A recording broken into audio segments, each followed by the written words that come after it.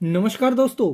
South Africa में चल रहे ब्रिक्स देशों के विदेश मंत्रियों की बैठक में भारत के विदेश मंत्री डॉक्टर एस जयशंकर ने एक बार फिर यूनाइटेड नेशन सिक्योरिटी काउंसिल में सुधार के लिए गंभीरता से कदम उठाने की बात कही है। उन्होंने कहा कि भारत 2 दशकों से बहुपक्षीय संस्थानों में सुधार के लिए आवाज उठा रहा है, पर सुधार के नाम पर केवल लगातार निराशा हाथ लग रही है। इसलिए यह अनिवार्य है कि ब्रिक्स सदस्य संयुक्त राष्ट्र सुरक्षा परिषद सहित वैश्विक निर्णय लेने में सुधार के संबंध में ईमानदारी से काम करें। यूनाइटेड नेशन सिक्योरिटी काउंसिल के 5 स्थायी सदस्य हैं, जिसमें रूस, यूनाइटेड किंगडम, चीन, फ्रांस और संयुक्त राज्य अमेरिका हैं, और ये देश किसी भी मूल प्रस्ताव को वीटो कर सकते हैं। और भारत, जिसकी आबादी 140 करोड़ है और दुनिया का सबसे बड़ा लोकतंत्र है, फिर भी भारत के पास वीटो पावर नहीं है, जिसके लिए लगातार भारत आवाज उठाता रहा है।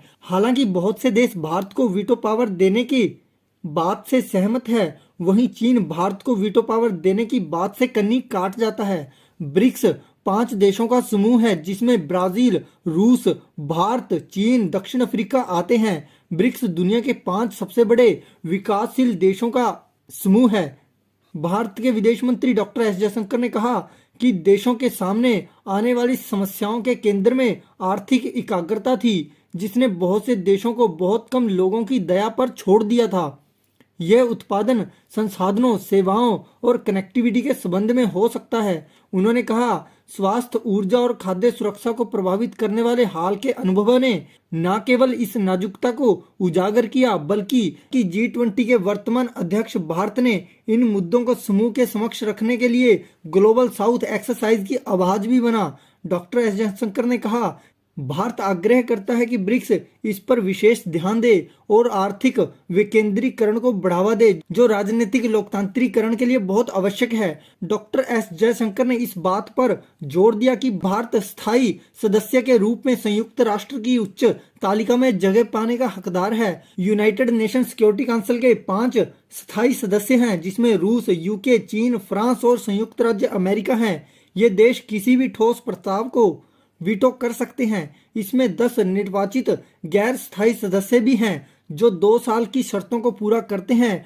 भारत ने पिछले साल दिसंबर में परिषद के गैर स्थायी सदस्य के रूप में अपना कार्यकाल पूरा कर लिया है। चीन ये तो कहता है कि विकासशील देशों, विशेष रूप से छोटे और मध्यम देशों के लिए अधिक प्रतिनिधित्व होना चाहिए, पर इसके विस्तार और भारत को वीटो पावर देने या ना देने के पक्ष में सीधी प्रतिक्रिया देने से बचता है। डॉक्टर एस जयशंकर ने संयुक्त राष्ट्र में सुधारों का विरोध करने वाले देशों पर कटाक्ष करते हुए कहा कि पुरानी प्रणाली के लाभार्थी यानी यूनाइटेड नेशन सिक्योरिटी काउंसिल के परमानेंट मेंबर सुधार के विरोधी हैं, क्योंकि उन्हें लगता है कि ये उनके विशेषाधिकार और पदों को कमजोर कर सकता है, चाहे वह वीटो पावर हो या फिर आतंकवादियों को वीटो पावर का इस्तेमाल करके बचाने की बात हो। और आप सभी का क्या मानना है, अपने विचार कमेंट्स में जरूर बताना, और इस चैनल को लाइक, शेयर और सब्सक्राइब करना मत भूलना।